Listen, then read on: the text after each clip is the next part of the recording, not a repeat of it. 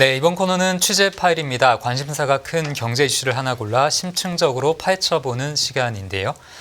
비상계엄 사태와 이어진 국회의 탄핵 소추안 통과로 당장의 정치적 불확실성은 크게 감소한 것으로 평가가 됩니다. 이런 전국을 바라보는 산업계의 속내도 복잡해 보이는데요. 내년 경영 전략을 이제 짜는 데 있어서 탄핵 이후의 정치 환경 변화도 무시할 수 없는 요소가 됐습니다. 오늘은 탄핵 이후의 전국을 대비하는 산업계 분위기를 산업부 김경림 기자와 얘기 나눠보겠습니다. 네, 안녕하세요. 안녕하세요. 네, 이 산업계가 정치적으로 매우 혼란스러운 시기를 보냈는데 좀 취재해 보시니까 분위기가 좀 어떤가요? 네, 맞습니다. 국내 주요 기업들은 이제 탄핵 이후의 전국을 대비하기에 매우 분주해진 상황인데요. 먼저 대표 기업이라고 할 수 있는 삼성전자와 현대차그룹은 이번 주에 내년도 사업 계획을 논의하는 전략회의를 엽니다. 삼성전자의 경우는 한종희 DX 부문 부회장과 전영현 DS 부문 부회장을 주제로 글로벌 전략회의를 열 예정이고요. 현대차그룹은 정의선 회장 주제로 해외 권역 본부장 회의를 개최한다고 합니다. LG그룹 역시 구광모 회장이 조만간 사장단 협의회를 연다고 합니다. 이번 사업 계획의 중요한 포인트는 아무래도 트럼프 2기를 대비하는 것을 비롯해서 국내 전국이 이렇게 혼란스러워진 만큼 탄핵 이후의 전략에 집중이 될 수밖에 없는데요. 네. 사실 이제는 여당은 아니지만 이제 국민의힘이 힘을 쓰기 어려워진 상황에서 야당이 발의한 각종 산업 관련 법안들에 조금 주목할 필요가 있어 보입니다. 네, 야당이 발의한 각종 산업 관련 법안 말씀해 주셨는데 특히 재계에서 예의주시하고 있는 정치 리스크라고 하면 뭐 어떤 게 있을까요? 네, 최근에 가장 화두로 떠오른 거는 국회에서의 증언 감정에 관한 법률 개정안이라고 하는데 이른바 국감법이라고 할 수 있습니다. 이 국감법이 뭐냐면요. 지난달 28일에 국회 13차 회의에서 통과된 내용인데 국회가 영업기밀 자료나 증인 출석을 언제든지 기업체에 요구할 수 있다는 겁니다. 이미 본회의를 통과했고 이달 21일 공포를 앞두고 있는데요. 네. 지금 탄핵 전국 속에서 대통령의 제1요구권, 거부권이라고 하죠. 그 거부권 행사가 현재 불투명한 상황이기 때문에 어지간하면은 공포가 되고 실행이 되게 된다고 합니다. 네. 또 주요 내용은 국회가 요구하는 자료에 영업 비밀이어도 공개해야 된다는 게 원칙이고요. 또 국장검사뿐만 아니라 각종 안건 심의에 있어도 증인은 현장이 아니더라도 반드시 화상으로라도 출석을 해야 한다고 합니다. 이때 서류 제출 같은 거를 거부 또는 방해하거나 아니면 서류를 아예 파기해버릴 때 혹은 정보를 허위로 제공할 때 등에는 1년 이상 5년 이내의 징역 또는 벌금 등을 처하는 처벌 규정도 새로 생깁니다. 이게 무슨 영향이 있을까 하면은 기존에는 국감 때 기업 총수들을 부르는 일이 왕왕 있었지만 실제로 증인으로 총수가 나온 적은 별로 없습니다. 네. 지난 국감 때도 기억하시겠지만 총수가 나온 적은 없었고 가장 핫했던 분이 뉴진스 한이었죠.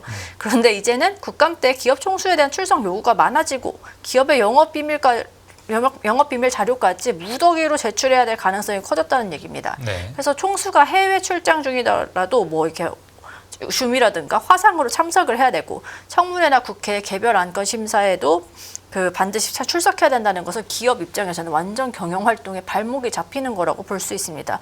또 여기다가 영업 기밀이라든가 사업 계획까지 공유해야 된다는 거는 미래 계획까지도 알려야 된다는, 그러니까 라이벌이나 경쟁사에 대해서 자사의 사업 계획을 알려야 된다는 위험도 커졌다는 것으로 볼 수 있습니다. 네. 그래서 문제는 기업 입장에서는 이게 꽤 치명스러운 법안인데 지금 상황인 만큼 기업의 입장을 대변해주는 경제단체 같은 곳에서도 목소리를 내기 상당히 조심스러워하는 것으로 보입니다. 네, 그래요. 민주당 입장에서는 그동안 기업들이 국정감사나 이런 것에 크게 협조를 안 하다 보니 좀 반발 심리로 조금 더 이렇게 센 법안을 낸 것 같기도 한데 일단 재계는 대부분이 좀 불만의 목소리가 많은 거죠.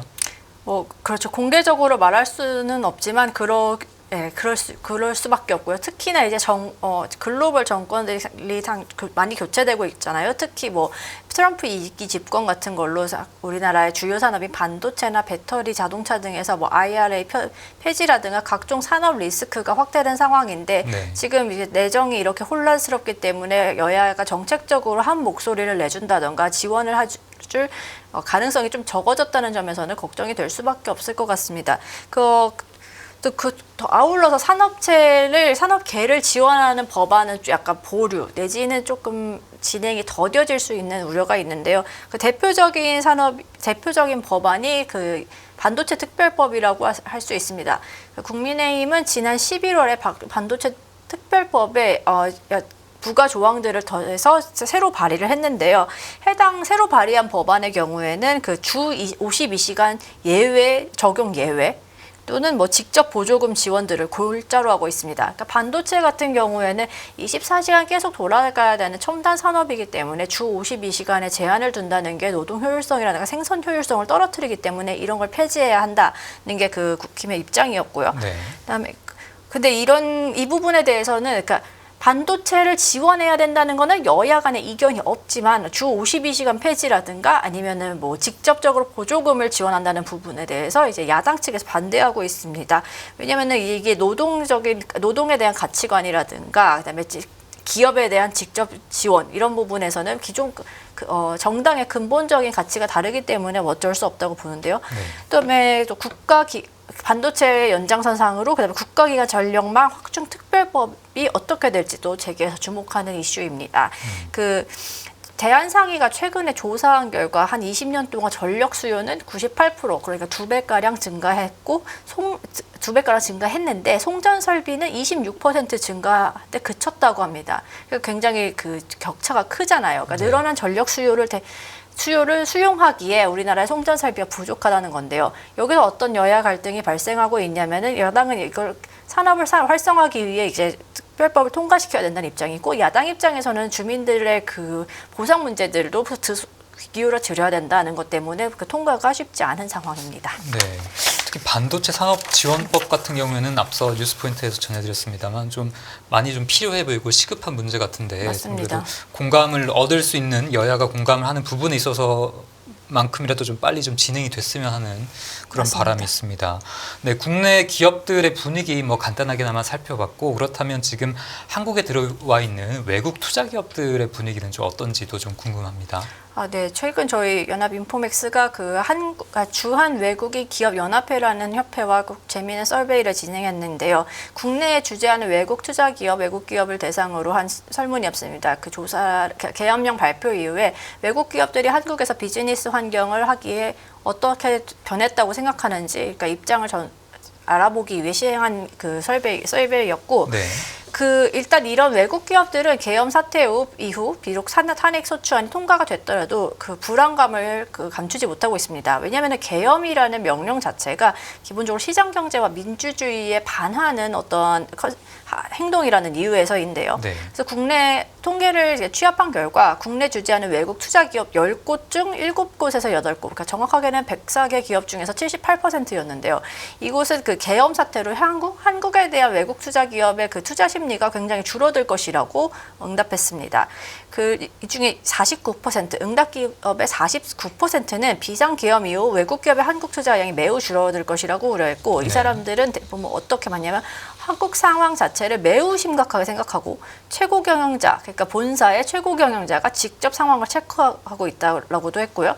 또 특히 안보가 불안해진 상황에서 내정이 혼란스럽기 때문에 본사의 자산 관리 또는 영업 환경 조치가 강화할 것으로 예상된다라고 이런 직접적인 변화가 있을 것이라는 얘기를 전달했습니다. 반면에 큰 변화가 없다고 대답한 그 비율 한 22%에 그쳤는데요. 그 이유는 한국의 경제 펀더멘털 자체가 견고하고 외국에서 보는 것보다 그 국내에서는 큰 동요가 없다는 점에서 그런 응답을 했습니다. 네. 네. 그리고 투자와 함께 역시 고용도 줄어들 것이라고 예상했는데요. 아무래도 투자와 고용 이렇게 세트로 같이 가니까요. 이번 사태로 고용을 크게 줄이겠다고 응답한 곳은 31%, 조금이라도 줄이겠다고 한 곳은 30%로 집계됐습니다. 그러니까 10곳 중 6곳은 한국의 이런 내정 혼란으로 인해서 고용을 줄일 수밖에 없다고 대답한 거죠. 이 중에 대관 같은 이런 유관 업무를 늘리겠다고 한 곳도 한두 곳 정도 발견되었습니다. 특히 고용을 대폭 줄이겠다고 대답한 기업은 아무래도 기업의 업무 환경이 불안하고 투자 위축 등 장기 리스크가 발생했다는 목소리를 내놨습니다. 네, 지금 기업들의 그 설문조사 결과들을 쭉 말씀해 주셨는데 기업들이 앞으로 어떻게 움직일지를 좀 예측하기 위해서는 바로 직전 탄핵인 2017년 탄핵 사태 때도 좀 보면 좋을 것 같거든요. 그때와 좀 비교를 해보면 어떤가요? 뭐 2017년과 이번 탄핵은 조금 성격이 다르지만 그때를 보더라도 어쨌든 탄핵이라는 그 정치 이벤트를 기준으로 봤을 때 2017년에도 분명히 외국인 직접 투자 그러니까 FDI가 줄었습니다. 네. 그래서 그 예컨대 박근혜 전 대통령이 탄핵 결정된 1분기 당시에는 국내 전체 FDI가 38억 5,100만 달러로 전분기 에 비해서 약 반 토막가량 줄었습니다. 네. 전년 동기와 비교해서도 약 4억 달러 가까이 줄어든 수준이었고요. FDI 자금 같은 경우에는 이 탄핵이 결정되고 정권 교체가 완료돼 2017년 2분기부터 회복되는 모습을 보였습니다. 네, 일단 뭐 정권이 2017년에 정권이 교체됐습니다만 어떻게든 간에 정권이 일단 안정되면 그 외국인의 직접 투자도 좀 안정이 된다. 뭐 이렇게 맞습니다. 볼 수가 있겠네요. 네, 네. 네, 외국인 기업들의 시각이 아직까지는 좀 상당히 부정적이다라고 볼 수가 있겠는데 또 실제로 김 기자가 의견을 나눠본 기업들도 있나요?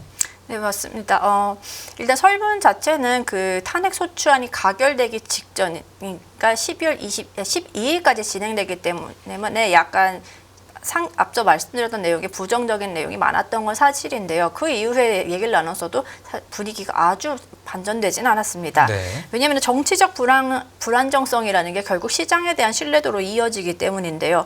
다수의 외국 기업들은 이미 직원들의 안전을 최우선으로 하면서 이 12월 4일에 당장 귀국시켰다는 곳들도 있고요. 일부는 주재원의 가족들부터 우선 귀국시켰다는 곳들도 있습니다.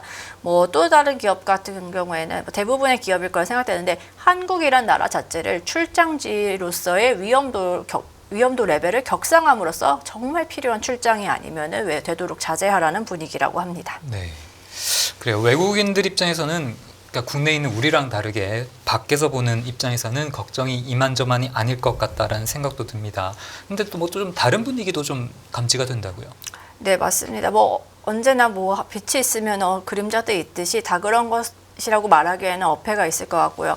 한국에서 오래 근무하셨던 외국 분들 같은 경우에는 한국의 그 여야 싸움이라는 게 굉장히 오래된 싸움이라는 걸 알고 있고 이번 탄핵이나 계엄령 역시 어떠한 근본적인 위험이 아니라 어떤 해프닝으로 볼 수 있기 때문에 조금 더 관망세를 보이는 것도 있고요. 네. 그다음에 뭐 긍정적으로 대답해 주셨던 분 중에는 지난 10년에서 20년 사이 그리고 더 길게는 뭐 1970년대 이후로부터 한국의 민주주의와 시장 경제가 발달하는 상황을 봤을 때 어느 정도의 신뢰도가 있고 시민들의 민주주의 의식이 꽤 높기 때문에 다시 금방 회복될 것이라는 긍정의 목소리를 내는 곳도 있습니다. 네, 알겠습니다.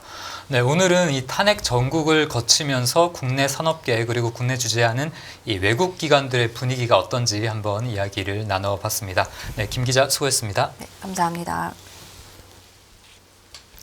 예, 연합뉴스 경제TV 경제온 오늘 순서는 여기서 마무리하겠습니다. 시청해 주셔서 감사합니다.